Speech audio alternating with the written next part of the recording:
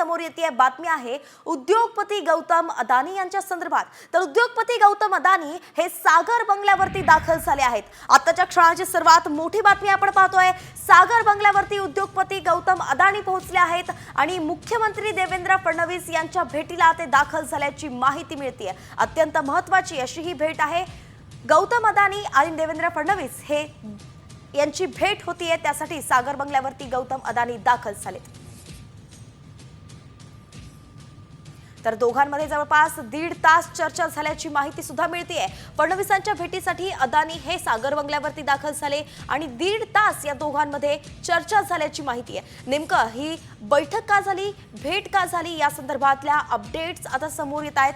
तर महाराष्ट्रामध्ये जे काही प्रकल्प आहेत ते प्रस्तावित आहेत, सुरू आहेत, या संदर्भात गौतम अदानी फडणवीसांशी चर्चा करण्यासाठी दाखल झाल्याचं समजतंय आता तरी। गणेश कवडे आपले प्रतिनिधी आपल्या सोबत जोडले गेलेत। गणेश, काय सांगाल, काय सविस्तर अपडेट आहे या भेटीची?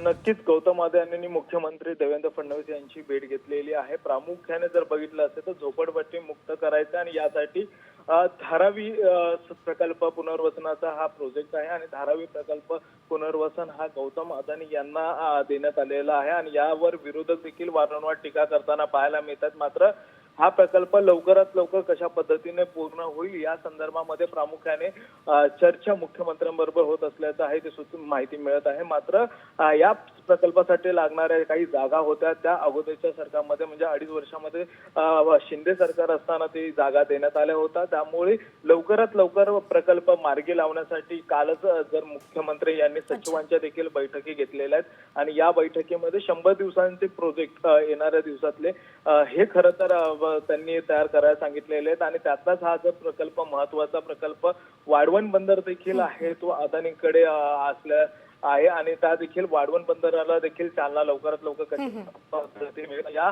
महत्वाचे जे काही राज्यातले प्रकल्प आहेत आणि या राज्यातल्या प्रकल्पांसंदर्भामध्ये ही प्रामुख्याने भेट असल्याचं आहे ते सांगितलं जातं। त्यामुळे नेमकं या व्यतिरिक्त आणखी काही कारण आहेत का हे देखील पाहणं गरजेचं आहे। कारण नक्कीच गणेश, अजून काही या भेटीमागचं कारण आहे का याबद्दलची अपडेट घेणं सगळ्या महाराष्ट्राला गरजेचं आहे। पण तुर्तास आता कळत आहे की जे महत्वाचे प्रकल्प आहे त्या संदर्भात या दोघांमध्ये चर्चा झाली आणि